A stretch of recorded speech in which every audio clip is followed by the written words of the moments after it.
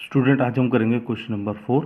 Question number कहता है, question number 4 कहता है one of the two digit of a to digit number, one of the two digits of a to digit number. अगर दो digit का number है तो आप ये मानिए कि वंस डिजिट है, ये टेंस डिजिट है। इस तरीके से दो डिजिट होंगी। अब वो कहता है कि one of the two digit of a to digit number is 3 times the other digit. एक डिजिट दूसरे के 3 टाइम्स है।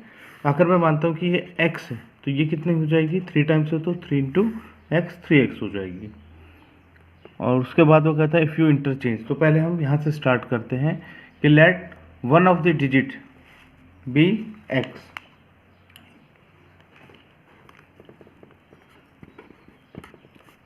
Late the digit at one's place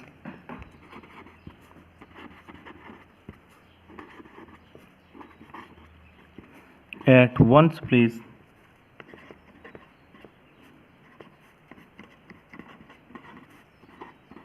be x।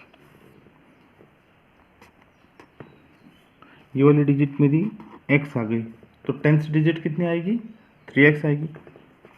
सो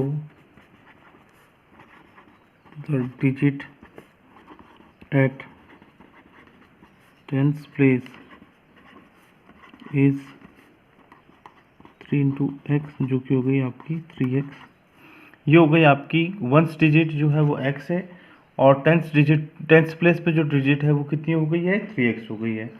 इसके बाद क्वेश्चन में कहा जाता है आपसे कि if you interchange the digit, तो हम डिजिट को, ये हमारे पे वंस डिजिट और tenth digit, so the number, अगर इस तरीके से जो नंबर फॉर्म्ड होगा वो कितना हो गया, so the number formed is, ये 1 है, ये 10 है, ये x है, ये 3x है। तो जो 3x वाला होगा वो होगा 3x multiply by 10 plus x, जो कि हो जाएगा 30x प्लस x और इक्वल टू 31x। तो ये नंबर फॉर्म्ड हो गया है। अब वो कह रहा है if you interchange the digit, if you interchange the digit of this two digit number and add the resulting number. हम इंटरचेंज करते हैं पहले डिजिट्स को। When you interchange the digit,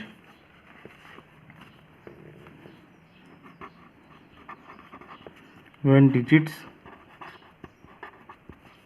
interchanged, जब डिजिट्स इंटरचेंज्ड हो जाएं, डिजिट्स के interchange का मतलब ये हो गया कि ये आपकी वंस प्लेस, ये आपकी टेंथ प्लेस। जो आपका पहले टेंथ प्लेस में था वो आ गया आपके वंस प्लेस में, और जो आपके वंस प्लेस में थे वो आपके इधर आ गया आपके टेंथ प्लेस में। तो नंबर फॉर्म्ड क्या होगा,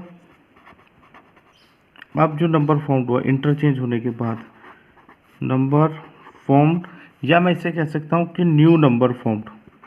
अब ये जो न्यू नंबर फॉर्म्ड है वो होगा आपका 10 इंटू एक्स, टेंथ डिजिट में है, प्लस 3x, क्योंकि 1 से मल्टीप्लाई होगा, तो ये हो जाएगा आपका 10x प्लस 3x, जो कि हो जाएगा आपका 13x।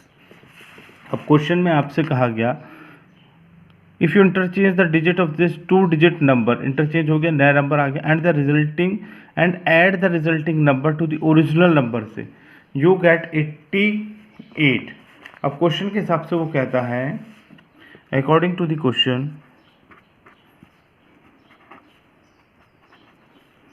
According to the question, वो कहता है कि जो ओरिजिनल नंबर था, ये जो नंबर फॉर्म्ड हुआ था, नंबर फॉर्म्ड हुआ था पहले वाला 31x ये वाला, और ये न्यू नंबर फॉर्म्ड हुआ, अगर इन दोनों को प्लस करते हैं तो आपको मिलता है 88। So according to the question, question के हिसाब से कहता है कि जो ओरिजिनल नंबर था, ओरिजिनल मतलब जो सबसे पहले ओरिजिनल नंबर था,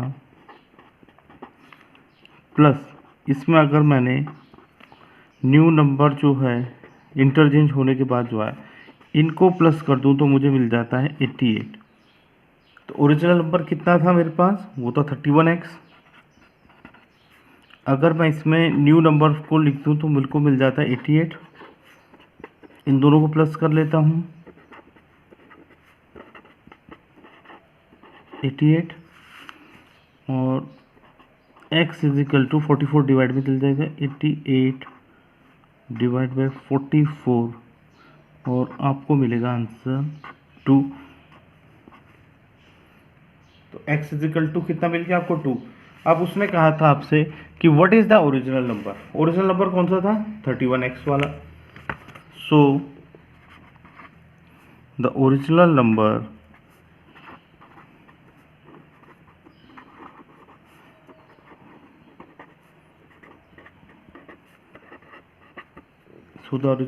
इज 31x, जिसे हम कह सकते हैं 31 मल्टीप्लाई बाई 2 62। ये हमारा न्यू नंबर है, ओरिजिनल नंबर है जो सबसे पहले फॉर्म हुआ था। स्टूडेंट क्वेश्चन नंबर 5 है Shobho's mother present age is 6 times Shobho's present age. मान लेते हैं कि शोभो की प्रेजेंट एज जो है x है, तो शोभो की मदर की प्रेजेंट एज कितनी हो जाएगी 6 इंटू शोभोस एज मतलब 6x हो जाएगी। अब वो कहता है कि शोभोस एज 5 ईयर्स फ्रॉम नाउ, आज के बाद, फ्रॉम नाउ मतलब आज के बाद, प्रेजेंट एज जो होगी will be 1/3 of his mother's present age. Shobho की 5 साल के बाद जो एज होगी वो आज की जो मदर की प्रेजेंट एज है उसकी 1/3 होगी।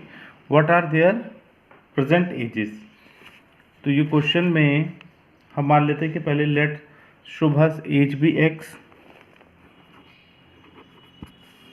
हम मानते हैं कि late शोभोस as B x।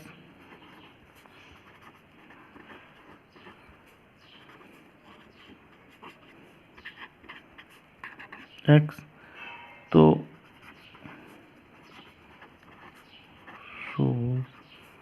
Mother present age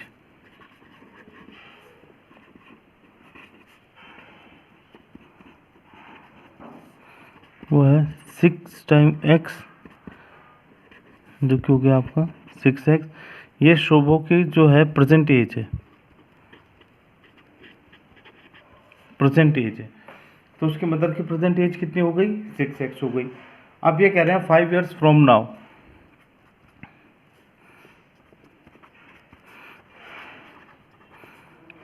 5 years from now, आज के बाद 5 साल बाद, Shobho's 5 years from now, Shobho's age will 1/3 of 5 years now, Shobho's as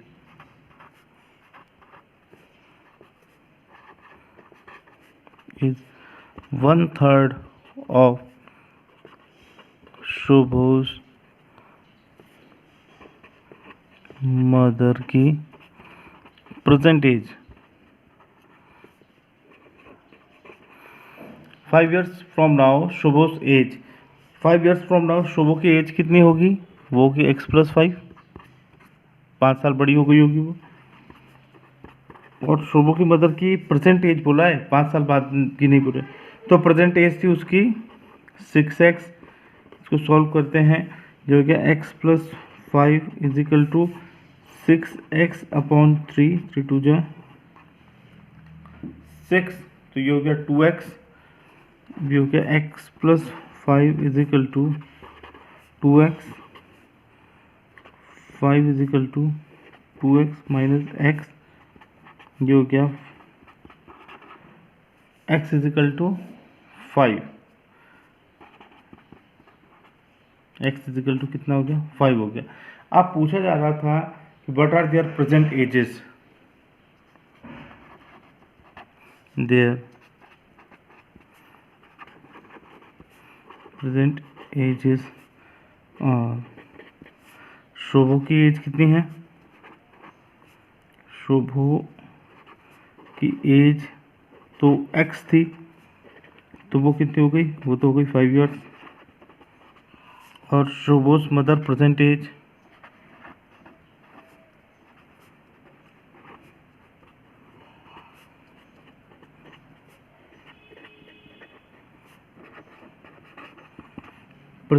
थी 6x, जो कि हो गया आपका 6 into 5 and this is 30 years. Question 6 है, there is a narrow rectangular plot reserved for a school.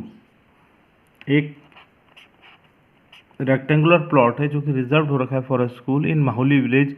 The length and breadth of the plot are in the ratio 11:4. Length और breadth का जो रेशियो है वो 11:4. इसका मतलब अगर लेंथ 11x है तो ब्रेथ इसकी 4x है. अब वो आगे कहता है आपसे कि at the rate ₹100 per metre it will cost the village panchayat ₹75,000 to fence the plot. Fence का मतलब हो गया, वो किसकी बात कर रहा है? वो बात कर रहा है पैरामीटर की. फेंस का मतलब है कि बात हो रही है पैरामीटर की, और फेंसिंग की कॉस्ट आ रही है इतनी. तो जो भी पैरामीटर निकलेगा उसको अगर मैं 100 से मल्टीप्लाई कर दूँ तो मुझे कॉस्ट निकल जाएगी. अब वो कॉस्ट किसके बराबर आएगी? 75,000 के बराबर आएगी. तो चलिए इस क्वेश्चन को करते हैं. There is a rectangular narrow rectangular plot. ये रेक्टेंगुलर प्लॉट है 11x 4x मान लेता हूँ इसको. उसने कहा था there is reserve for school मामले the length and breadth of the plot are. Solution 6. let the length of the plot is 11x and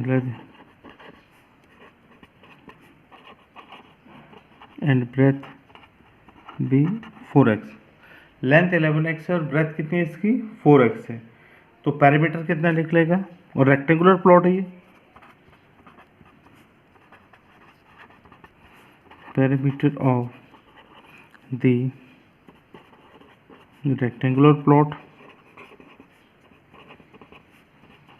क्योंकि रेक्टेंगुलर प्लॉट है तो पैरामीटर होगा इसका 2 ब्रैकेट के अंदर लेंथ प्लस ब्रेथ 2 ब्रैकेट के अंदर length 11x plus breadth 4x, जो कि हो जाएगा 2 मल्टीप्लाई 15x. पैरामीटर निकल गया है इतना.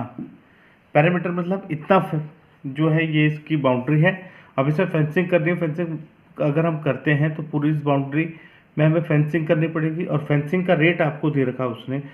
अगर ये मान लेते हैं कि ये 30x मीटर है, क्योंकि वो मीटर की बात कर रहा है तो हम मानते हैं कि ये 30x मीटर है, तो उसने इसका रेट दे रखा है. Rate of fencing at the rate ₹100 it will cost the village में. रेट ऑफ फेंसिंग करने का जो रेट है, रेट ऑफ फेंसिंग जो है वो है ₹100 पर मीटर. 1 मीटर के 100 रुपीज़ लगने हैं. 1 मीटर फेंसिंग के 100 रुपीज़ लगने हैं. तो टोटल कॉस्ट ऑफ फेंसिंग कितनी हो जाएगी? Total cost of fencing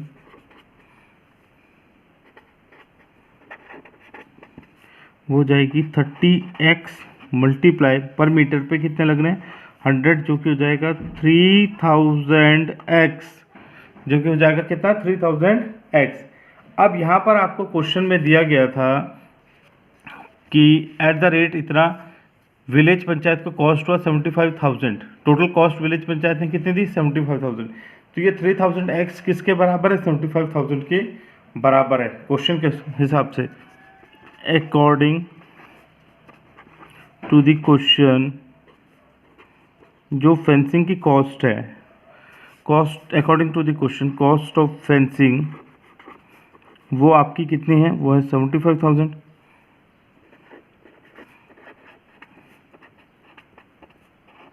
cost of fencing 75,000 है. इसका मतलब ये 75,000 इसके बराबर है. सो ये जो पैरामीटर के बाद हमने निकाला ये इसके बराबर है. x is equal to 75,000 upon 3000. 30 cancel, 3 2 6, 3 5 15, ये हो गया आपका 25। तो x इजिकल टू कितना निकल गया आपका 25 मीटर। आपसे पूछा गया था what are the dimensions of the plot.